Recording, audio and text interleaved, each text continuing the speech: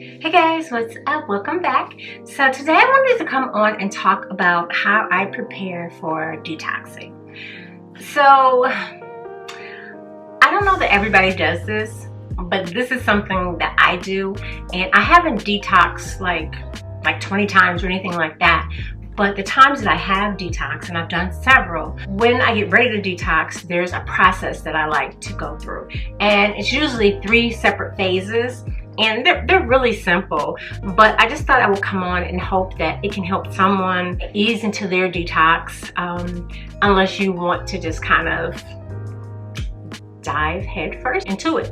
It's up to you how you want to start your detox, or if you want to prepare, if you don't want to prepare. But this is just how I do it. I'm still going to do Dr. Bobby Price's detox, his Herbal Detox, but instead of the 28-day detox like I did before, this time I'm just going to do the 14-day detox. So the phase 1 that I'm going to go through, I'm going to go back over his book.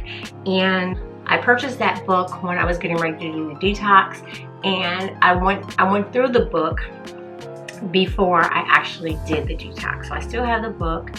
You can get it on his website.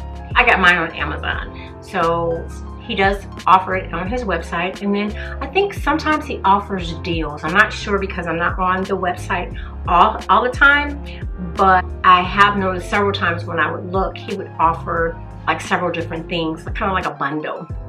His book is Vegetation Over Medication. And then I want to go back and watch his YouTube description of how to do the detox. I'm not going to do it, right away, but I just kind of want to go back over and become familiar with everything again. He does have lots of different YouTube videos on the plant-based eating and that type of thing. Yeah, so I'm going to go back over his book and his video. And so that's just my phase 1. So that's just like really simple. For phase 2, I'm going to schedule my pre-detox and my detox.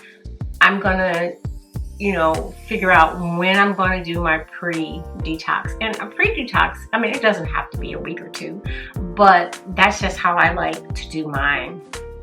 Kind of like a week or 2, and then schedule my detox, because when you're detoxing, the pre-detox does nothing. You just might get a little hungry, and might be a little funky acting, especially if you're like a big sugar eater, and then you're kind of withdrawn from the sugar, so you might, be a little crabby. But for the detox, that definitely needs to be scheduled, because I believe my first 2 days was kind of, I don't want to say diarrhea, but it was kind of like, having diarrhea. So, you really don't want to be traveling while trying to detox or anything like that. Or, even if you can, unless you work from home, I wouldn't schedule. I was scheduling during a time where I wasn't working, wasn't traveling, didn't have, any plans or parties or anything like that, because, yeah, it can get kind of serious. Before I detox, I like to have a workout schedule and plan for both, before I started detoxing and then while I'm detoxing. So, before, it's just really nothing more than what I normally do for before I detox. But while I'm detoxing, you kind of have to go with what your body feels. So, because you're eating differently and eating lighter, you might become dizzy or just easily fatigued. So you just kind of want to pay attention to what's going on as far as that's concerned, and you don't want to overdo it. And then I plan my meals for both my, before I detox, my pre-detox, and then my detox. So I just feel like having a plan makes it so much easier, so you don't have to spend a lot of time in a day. It's not just, you're not just eating lettuce and tomatoes, so you want to plan the meal. Make it as appetizing as you can, because you just want to make things easy. You want things to kind of flow. You don't want it to be, too difficult to get through. And then you want to be in the frame of mind that's really positive, and you try to enjoy the detox as much as you can enjoy a detox. So my phase 3 is I remove all processed foods from my cupboards, from my freezer, from wherever, anywhere it is. I get rid of everything, because be like, oh well, I'm not gonna touch it, I'm really committed to this detox. I mean, yeah, that can work, but I just get rid of all temptation. I just don't want it in the house at all. For me, foods high in sugar and any foods that aren't plant-based, they're just gone. I either get rid of family members, or when I know it's around the time that I want to start detoxing, then I'll kind of stop buying those type of things. I'm going to be beginning my plant-based journey again.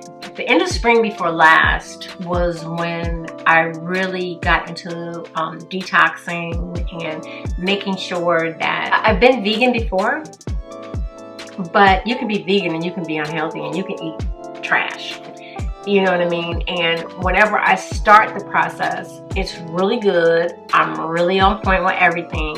And then as time goes on, because I'm like busy or running, then, I'll grab something that it could be vegan, but it's just not healthy. It's just kind of like a waterfall. Then it just continues and it gets worse, So with my plant-based journey, like I was saying, I was committed as I was before, but little by little, no meat or anything like that, or dairy or anything was coming in, but I was, like as usual, easily to just go out and get something in a package. Even though it's plant-based, and it started becoming plant-based and then moving over back to the vegan side, when the goal was to stay plant-based. And so things started to like move a little left, if that's a good way to say it. But it started moving a little left, and that wasn't where I was trying to go. But I was still basically plant-based. But like I said, when I get extremely busy and I don't prepare to have my food already made, then it's easy to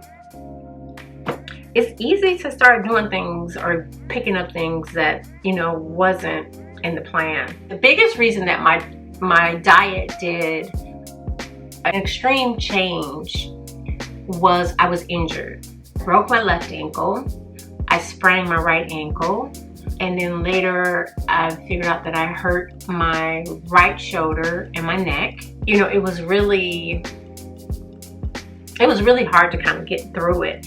It's bad enough when you break or injure, one side or the other of your ankles. I mean, either your right or your left ankle, but when both are hurt, it's almost like you just can't even maneuver, or you can't get around. That was the bottom line, because both ankles were hurt, even though one was broken, just one was sprained, but it was a bad sprain. So just trying to move around, even on crutches, was just almost impossible, because you need one leg to bear the weight when you're trying to walk. So that was just kind of like a no-go. I had like a little chair with wheels, and I was just kind of scooting around. I mean, it was bad, you guys. It was bad. And I didn't want to inconvenience my family. And I didn't tell them until a little later that it was so bad, because I didn't want to inconvenience. I don't live close to any of my friends or family, so I didn't want to inconvenience anybody. So with the limited mobility, it made it really difficult to try to cook anything.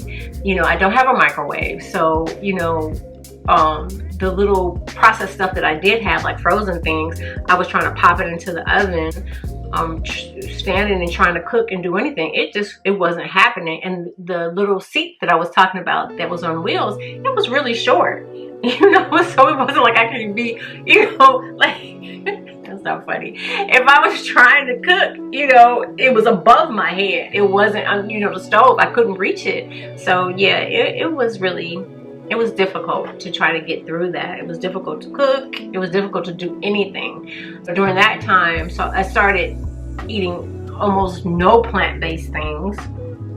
Maybe a salad here and there. And I was unable to work out. I mean, of course, because both ankles are messed up. Most of the meals were processed. They were meatless, but they were processed. They were frozen. I've noticed that since, you know, all of that has gone on, my headaches have returned. They're not as bad as they were, but they're returning. And I hadn't even recognized it at first. You know, I was talking to my mom one day and I was like, you know, my head, you know, hurts. And she was like, you know what? You're getting a lot of headaches. And I thought about it and I was like, yeah, I am. And then a friend of mine also was like, yeah, you know, you mentioned you have headaches more days than not. That's because I've gone back, not so much plant-based, but I've kind of gone back to having other things into my diet that, you know, I wasn't eating, or I just feel like it's not the healthiest option as far as eating. Some of the other things that I've noticed is that I'm bloated. I have decreased energy and I don't sleep as well as, you know, when I was detoxing. And even after the detox, I mean, I would sleep like a baby, and now it's kind of like I wake up a lot. You know, it's not like a really deep sleep, sometimes maybe, but not often. So I just wanted to come on and share, you know, what I'm going to be doing. So that's a 14-day detox again. And then I'm going to also show you guys, sorry, that's my kitten.